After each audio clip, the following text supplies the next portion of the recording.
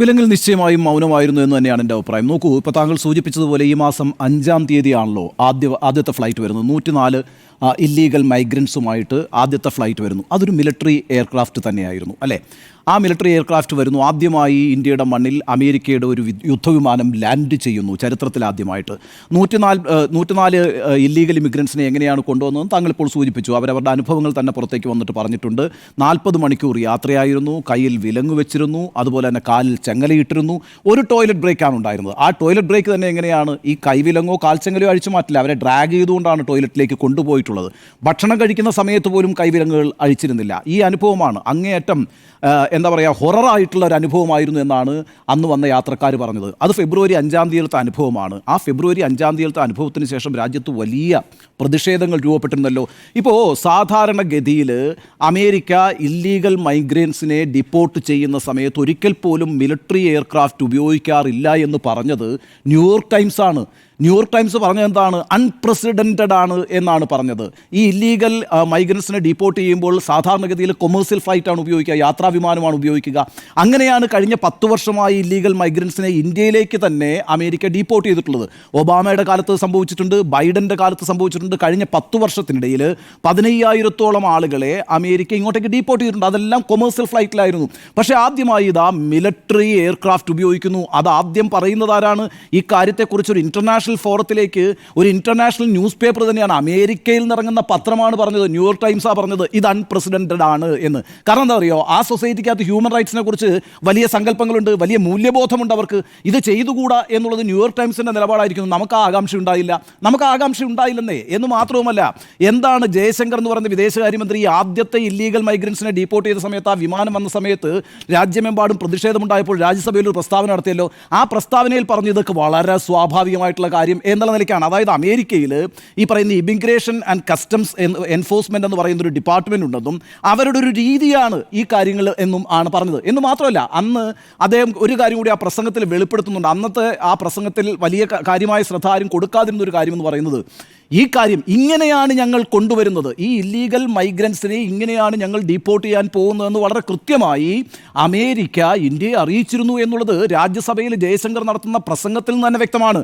ഞാനത് ഉദ്ധരിക്കാം. അദ്ദേഹം പറയുന്നു, however we have been informed by ICE എന്ന് പറഞ്ഞാൽ immigration and customs enforcement department ആണ്. ആരുടെ? അമേരിക്കയുടെ. വി ഹാവ് ബീൻ ഇൻഫോംഡ് എന്ന് പറഞ്ഞാൽ അതിൻ്റെ അർത്ഥം എന്താ? ഞങ്ങളോട് അറിയിച്ചിരുന്നു. എന്താണ് അറിയിച്ചിരുന്നത്? That women and children are not restrained.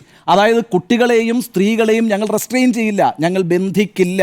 Further, the needs of deportees, including during transit, related to food and other necessities, including possible medical emergencies, are attended to. During toilet breaks, deportees are temporary and unrestrained if needed in that regard. ഇതാണ് പറഞ്ഞത്. അതായത് വളരെ കൃത്യമായി തന്നെ American department ഇത് അറിയിച്ചിട്ടുണ്ട് നേരത്തെ തന്നെ കേന്ദ്ര സർക്കാരിനെ, ഞങ്ങൾ ഇങ്ങനെയാണ് അങ്ങോട്ട് കൊണ്ടുവരാൻ പോകുന്നത്, സ്ത്രീകൾക്കും കുട്ടികൾക്കും പിന്നെ എന്താ പറയുക, അവരെ അങ്ങനെ പിന്നെ റെസ്ട്രെയിൻ ചെയ്യില്ല എന്നുകൂടി പറഞ്ഞിട്ടുണ്ട്.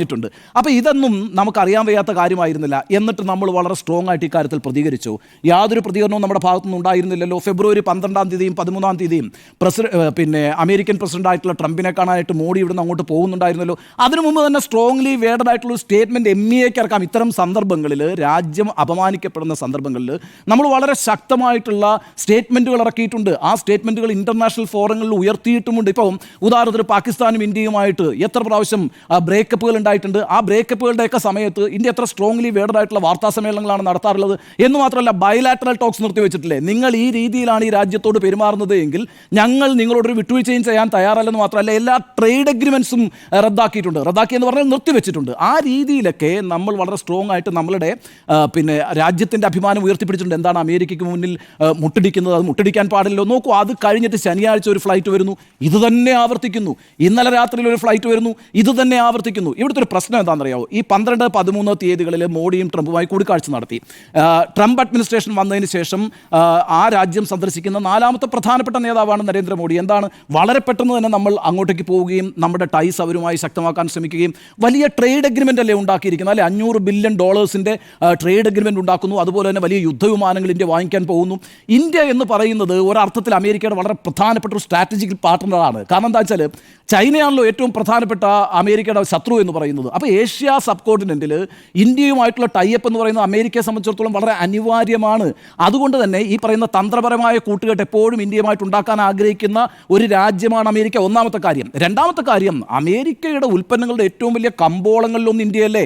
ഇപ്പോൾ ഈ ഉണ്ടാക്കിയിരിക്കുന്ന ട്രേഡ് എഗ്രിമെൻ്റ് ആണ് നോക്കൂ, $500 ബില്യൺ ട്രേഡ് എഗ്രിമെൻ്റ് ആണ്. എപ്പോഴത്തേക്ക് 5 വർഷം കൊണ്ട് നമ്മൾ നടത്താൻ പോകും. നമ്മൾ എത്ര യുദ്ധവിമാനങ്ങളാണ് വാങ്ങിക്കാൻ പോകുന്നത്. അതുപോലെ തന്നെ നമ്മുടെ ന്യൂക്ലിയർ കോഓപ്പറേഷൻ അടക്കമുള്ള കാര്യങ്ങളിലൊക്കെ എഗ്രിമെൻ്റ് ആയിരിക്കുന്നു. ഈ എഗ്രിമെൻ്റൊക്കെ 12-ാം തീയതി രാവിലെ ട്രംപുമായി കൂടിക്കാഴ്ച നടത്താൻ പോകുമ്പോൾ അന്ന് രാവിലെ തയ്യാറാക്കുന്നതല്ല ഈ എഗ്രിമെൻറ്റ്. മോഡി അന്ന് രാവിലെ അവിടെ ലാൻഡ് ചെയ്യുന്നു, അപ്പോൾ തന്നെ ഒരു എഗ്രിമെൻ്റ് ഉണ്ടാക്കുന്നു. അങ്ങനെയല്ലല്ലോ. അത് വളരെ മുമ്പ് തന്നെ ആലോചിച്ച് കാലേക്കൂട്ടി തീരുമാനിച്ച് പരസ്പരം ഡിപ്ലോമാറ്റിക് ചാനലിലൂടെ തന്നെ ചർച്ച ചെയ്തിട്ടാണ് ഈ എഗ്രിമെൻറ്റുകളൊക്കെ ഉണ്ടാക്കുക. അപ്പം മോഡി വരുന്നു എന്നറിയാം, ഇത്ര വലിയൊരു എഗ്രിമെൻറ്റിലേക്ക് പോവുകയാണെന്നറിയാം, നമ്മുടെ ഒരു സ്ട്രാറ്റജിക് പാർട്ട്ണറാണ് ഇന്ത്യ എന്നറിയാം. അപ്പോഴാണ് ഇന്ത്യയോട് ഈ രീതിയിലുള്ള ഒരു പെരുമാറ്റം ഉണ്ടാകുന്നത്. എന്താ പ്രശ്നം എന്നറിയാമോ? ഇപ്പോൾ കഴിഞ്ഞ 10 വർഷമായിട്ട് ഈ ബൈഡൻ്റെ കാലത്തും അതുപോലെ തന്നെ ഒബാമയുടെ കാലത്തും ഒക്കെ ആളുകളെ ഇങ്ങോട്ട് ഡിപ്പോർട്ട് ചെയ്യുമ്പോഴൊന്നുമേ അവരത് വളരെ സൈലൻ്റ് ആയിട്ടാണ് ചെയ്തിട്ടുള്ളത്. അത് ആ ഭരണാധികാരികളുടെ ഒരു പ്രത്യേകതയാണ്. അതേസമയം ഇവിടെ എന്താ പറയുക, ഹൈലി ഡെമോൺസ്ട്രേറ്റിംഗ് ആണ്. വലിയ രീതിയിൽ മിലിറ്ററി എയർക്രാഫ്റ്റ് വിട്ടിട്ടാ ഞങ്ങളെ ഇമിഗ്രൻസിനെ അങ്ങോട്ടേക്ക് കടത്തുകയാണെന്ന് പറയുന്നത് അവിടുത്തെ ഒരു ഡൊമസ്റ്റിക് പൊളിറ്റിക്സിൻ്റെ ആവശ്യമാണ് ട്രംപിനെ സംബന്ധിച്ചിടത്തോളം. അങ്ങനെ ഒരു പോസ്റ്ററിങ്, അതൊരു ഡെമോൺസ്ട്രേഷൻ ആണ് അദ്ദേഹം നടത്തുന്നത്. ഒരു മിലിറ്ററി മൈറ്റാണ് കാണിക്കുന്നത്. അമേരിക്ക ഫസ്റ്റ് എന്നാണല്ലോ അദ്ദേഹം പറയുന്നത്. പക്ഷേ അതിനായി അദ്ദേഹം തിരഞ്ഞെടുത്ത ഒരു രാജ്യം ഇന്ത്യ ആയിരിക്കുന്നു എന്നുള്ളത് ഇന്ത്യക്കാരെ സംബന്ധിച്ചിടത്തോളം എത്രമാത്രം അപമാനകരമാണ്. ഞാൻ പറയുന്നത് വളരെ സ്ട്രോങ് ആയിട്ട് തന്നെ ഈ സംഭവം ഉണ്ടാകുമ്പോൾ ഒരു സ്റ്റേറ്റ്മെൻറ്റ് മതി എന്നേ. ഒരു സ്റ്റേറ്റ്മെൻറ്റ് എം പി ഇറക്കിയിരുന്നെങ്കിൽ ഈ രീതിയിൽ അമേരിക്കയ്ക്ക് വീണ്ടും അത് തന്നെ തുടരാൻ കഴിയില്ല. അതേപോലെ തന്നെ 12-ഉം 13-ലും ഈ പറയുന്നത് ദിവസങ്ങളിൽ ചർച്ച നടത്തിയല്ലോ. ഈ ചർച്ചയിൽ ഇത് ഉന്നയിക്കപ്പെട്ടിട്ടില്ല എന്നുള്ളത് വളരെ വ്യക്തമല്ലേ. അതുകൊണ്ടല്ലേ ഇന്നലെ രാത്രിയിലും ഇതേ കാര്യം ആവർത്തിക്കുന്ന അമേരിക്ക. നോക്കൂ, ഇന്ത്യയുടെ പ്രധാനമന്ത്രി അമേരിക്കൻ പ്രസിഡന്റുമായി നടത്തുന്ന കൂടിക്കാഴ്ചയിൽ ഇന്ത്യക്കാരെ ഇത്ര മോശമായി ഇന്ത്യക്കാരോട് പെരുമാറുന്നു എന്നൊരു വിഷയം എടുത്തുന്നയിക്കുന്നുണ്ട് എങ്കിൽ പിന്നെ അത് ആവർത്തിക്കാൻ ഒരു ഇൻ്റർനാഷണൽ ഫോറത്തിൽ നടക്കുന്ന ഒരു കൂടിക്കാഴ്ചയിൽ ഒരിക്കൽ പോലും അങ്ങനെ ഒരാൾ തയ്യാറാകില്ല. പ്രശ്നം എന്താണെന്ന് വെച്ചാലുണ്ടല്ലോ, നോക്കൂ, ഇപ്പം ഇല്ലീഗൽ മൈഗ്രൻസ് എന്ന് പറയുന്നത് ഒരിക്കലും ക്രിമിനൽസ് അല്ലെന്നേ. അവരവിടെ പോയിരിക്കുന്നത് എങ്ങനെയാണ്? ഇന്നലെ വന്ന് പുറത്തേക്ക് ഇറങ്ങിയ ആളുകൾ വാർത്താ ഏജൻസികൾക്ക് നൽകിയിട്ടുള്ള അഭിമുഖങ്ങൾ ഞെട്ടിക്കുന്നതല്ലേ. ഒരു മനുഷ്യനെ, ആ പഞ്ചാബിൽ നിന്നുള്ള ഒരാളാണ്, അയാൾ പറഞ്ഞു ഞാൻ 40 ലക്ഷം രൂപ കടമെടുത്തിട്ടാണ് ഒരു ഏജൻസിക്ക് കൊടുത്തത്. ആ ഏജൻസി എന്നെയും കൊണ്ട് മെക്സിക്കൻ അതിർത്തിയിലൂടെ നടക്കാൻ പെട്ടുപോവുകയാണ് ആളുകൾ 3 ദിവസം. എന്നിട്ട് മാത്രമോ അങ്ങനെ പോകുമ്പോൾ ആ പോകുന്ന വഴികളിൽ ഇതുപോലുള്ള മൈഗ്രൻസെ മരിച്ചു കിടക്കുന്നത് കാണാം ഈ മനുഷ്യന്. ഈ രീതിയിലാണ്. അങ്ങനെ മെക്സിക്കൻ അതിർത്തി കടക്കുമ്പോൾ തന്നെ അമേരിക്കൻ പട്ടാളം പിടിക്കുന്നു. നിങ്ങൾ അതിനിടയ്ക്ക് കണ്ടിരിക്കുമല്ലോ, US ബോർഡർ ഫോഴ്സ് ഇന്ത്യക്കാരെ പിടിച്ചിട്ടുള്ള വീഡിയോ അവർ തന്നെ പുറത്തുവിട്ടിട്ടുണ്ട്. അതിങ്ങനെ ഹാൻഡ് കഫ്ഡ് ആണ്, ചെങ്ങലയിട്ടുണ്ട്. ശരിയാണ്, ഒരു അനധികൃത കുടിയേറ്റക്കാരൻ ഇങ്ങോട്ട് കയറി വരുമ്പോൾ പിടിക്കുമ്പോൾ കൈവിലങ്ങൊക്കെ അണിയിക്കാൻ സാധ്യതയുണ്ട്. പക്ഷേ ഇവരെ ഡീപ്പോർട്ട് ചെയ്യുന്ന സമയത്ത് ഇതിൻ്റെ ഒന്നും ആവശ്യമില്ല. ഞാൻ ഒരു കാര്യം കൂടി പറയാം. ഇപ്പോൾ ബംഗ്ലാദേശിൽ നിന്ന് ഇന്ത്യയിലേക്ക് നുഴഞ്ഞു കയറ്റുണ്ട്. ഒരു വലിയ സീരിയസ് ആയിട്ടുള്ള ഇഷ്യൂ ആണ്. നമ്മൾ ഡീറ്റൻഷൻ സെൻറ്റർ ഉണ്ടാക്കിയിട്ടുണ്ട്. നിങ്ങൾക്കറിയാമല്ലോ, ബംഗാളിലൊക്കെ വലിയ ഡീറ്റൻഷൻ സെൻറ്റർ ഉണ്ട്. നമ്മൾ ഒരിക്കലും അവരെ ഒരു ക്രിമിനൽസ് ആയിട്ടോ അവരെ ഒരു ജയിൽ തടവുകാരായിട്ടോ അല്ല കാണുന്നത്. അനധികൃതമായി കുടിയേറിയിട്ടുണ്ട്. ആ കുടിയേറിയത് ഡോക്യുമെൻറ്റ്സ് ഇല്ലാത്ത സാഹചര്യം. ആ ഡോക്യുമെൻറ്റ്സ് ഇല്ലാത്ത സാഹചര്യത്തിൽ അവരെ കൊണ്ടുവന്നൊരു സെൻറ്ററിലാക്കിയിട്ട് കൃത്യമായൊരു ഡിപ്ലോമാറ്റിക് ചാനലിലൂടെ മറ്റു രാജ്യങ്ങളുമായി സംസാരിച്ചത് മ്യാൻമാറിൽ നിന്നാണെങ്കിലും ബംഗ്ലാദേശിൽ നിന്നാണെങ്കിലും ശ്രീലങ്കയിൽ നിന്നാണെങ്കിലും ഒക്കെ നമ്മുടെ ആറ്റിറ്റ്യൂഡ് അത് തന്നെയാണ്. എവിടെ നിന്നാണെങ്കിലും അങ്ങനെയാണ്. എന്നിട്ട് നമ്മളൊരു പ്രോപ്പർ ചാനലിലൂടെ അവരെ അപ്പുറത്തേക്ക് വിടുകയാണ് ചെയ്യുന്നത്. അവരോടൊന്നും ഇൻഹ്യൂമനായിട്ട് പെരുമാറുന്ന ഒരു രീതി ഇന്ത്യക്കില്ല. അത് ഏത് ഭരണകൂടം ഭരിക്കുമ്പോഴും ഇല്ല. അതുകൊണ്ട് ഈ കാര്യത്തിനകത്ത് ഇന്ത്യക്കാണ് വീഴ്ച പറ്റിയിരിക്കുന്നത്. ഇന്ത്യ സ്ട്രോങ് ആയിട്ട് ഇത്തരം കാര്യങ്ങൾ പറഞ്ഞിരുന്നുവെങ്കിൽ ഒരു കാരണവശാലും അമേരിക്കയ്ക്ക് ഇത് ആവർത്തിക്കാൻ കഴിയില്ല. ഞാൻ ഒരു കാര്യം കൂടി ചോദിച്ചോട്ടെ, UK പൗരന്മാരൊക്കെ ആണിങ്ങനെ ഇല്ലീഗൽ മൈഗ്രൻസ്. UK പൗരന്മാരുണ്ടാവുമല്ലോ, ഫ്രാൻസിൽ നിന്നുണ്ടാവുമല്ലോ, യൂറോപ്പിൽ നിന്നൊക്കെ എത്രയോ ആളുകൾ മെക്സിക്കൻ അതിർത്തി വഴി കടന്നു കയറുന്നുണ്ടാവും അമേരിക്കയിലേക്ക്. അവരോടൊക്കെ ഇങ്ങനെ കാണിക്കുമോ? കാണിക്കാത്തത് എന്തുകൊണ്ടാണെന്നറിയാവോ? അതൊരു ആറ്റിറ്റ്യൂഡിൻ്റെ പ്രശ്നമാണ്, ഒരു അപ്രോച്ചിൻ്റെ പ്രശ്നമാണ്. ഇന്ത്യക്കാരോട് ഇങ്ങനെ കാണിക്കുന്നു എന്ന് പറയുന്നതിനകത്ത് ഇതിനകത്തൊരു വംശീയതയുടെ പ്രശ്നം പോലും ഉണ്ടെന്നേ. ഒരു വൈറ്റ് മാൻ വേഴ്സസ് നമ്മളൊക്കെ ഈ തവിട്ട് നിറമുള്ള തൊലിപ്പുറത്തെ തവിട്ട് നിറമുള്ള ആളുകളാണല്ലോ. നമ്മളോടൊരു അപ്രോച്ചിൻ്റെയൊക്കെ പ്രശ്നമുണ്ട്. ഇവരോട് ഇങ്ങനെ ചെയ്യാം. അതാണ് ഞാൻ പറയുന്നത്, ഇന്ത്യക്കാരൻ്റെ ഒരു മൈറ്റ് കാണിക്കണം നമ്മൾ ഈ സ്ഥലത്തൊക്കെ. നമുക്കത് പറ്റുമെന്നേ. നമ്മൾ ഏറ്റവും വലിയ രാജ്യമല്ലേ, ഏറ്റവും കൂടുതൽ ജനങ്ങളുള്ള രാജ്യം, ലോകത്തിലെ തന്നെ ഏറ്റവും വലിയ ജനാധിപത്യ രാജ്യം, ലോകത്തിലെ ഏറ്റവും വലിയ മാർക്കറ്റായിട്ടുള്ള രാജ്യം. ആ രാജ്യത്തിൻ്റെ മൈറ്റ് കാണിക്കേണ്ട സന്ദർഭത്തിൽ നമ്മൾ മുട്ടുമടക്കി നിന്നാൽ ഇതും സംഭവിക്കും, ഇതിനപ്പുറവും സംഭവിക്കും. അതുകൊണ്ട് ഞാൻ വിചാരിക്കുന്നില്ല കേട്ടോ, ട്രംപുമായിട്ടുള്ള കൂടിക്കാഴ്ചയിൽ മോഡി ഈ പ്രശ്നം ഉയർത്തിയിട്ടേ ഉണ്ടാവില്ല എന്ന്. ചില ആളുകൾ പറയുന്നൊരു കാര്യമുണ്ട്, ഇൻ്റർനാഷണൽ ലീഡേഴ്സ് മീറ്റ് ചെയ്യുമ്പോഴേ ഇത്തരം കാര്യങ്ങളൊക്കെ ഉന്നയിക്കണമെന്ന്. നോക്കൂ, ഒരു രാജ്യമുണ്ടല്ലോ, ഒരു വ്യക്തി, അമേരിക്ക ഇങ്ങനെയല്ലല്ലോ എന്നേ. അമേരിക്കയുടെ ഏതെങ്കിലും ഒരു പട്ടാളക്കാരൻ ഏതെങ്കിലും ഒരു രാജ്യത്ത് വെടിയേറ്റ് മരിച്ചിട്ടുണ്ടെങ്കിൽ അമേരിക്ക വിമാനം വിടും. എന്നിട്ട് ആ ഡെഡ് ബോഡി എടുത്തുകൊണ്ട് വന്ന് നാട്ടിൽ വന്ന് വലിയ സല്യൂട്ടോടുകൂടി സംസ്കരിക്കുക. എന്താ പറയുക, അവരുടെ രാജ്യത്തിന് വേണ്ടി പോരാടാൻ പോയിരിക്കുന്ന ഒരാളാണ് അവിടെ മരിച്ചിരിക്കുന്നത്. ഇനി മാത്രമല്ല, എവിടെയെങ്കിലും അമേരിക്കക്കാർ ബന്ദികളാക്കപ്പെട്ടിട്ടുണ്ടെങ്കിൽ അമേരിക്കയുടെ പ്രവർത്തനം എന്താ? അമേരിക്ക അപ്പം ബോർഡറൊന്നും നോക്കത്തില്ല, അപ്പം അടിക്കും.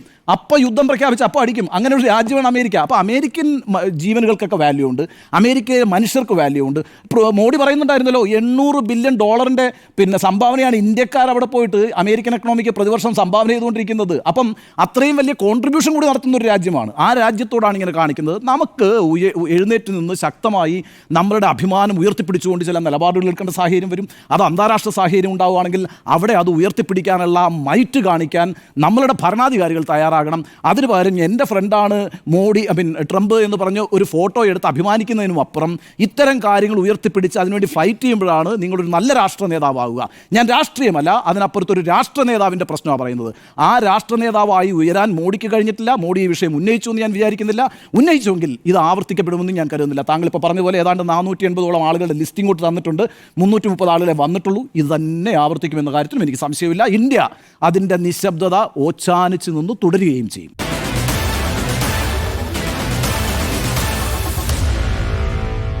Meet the editors.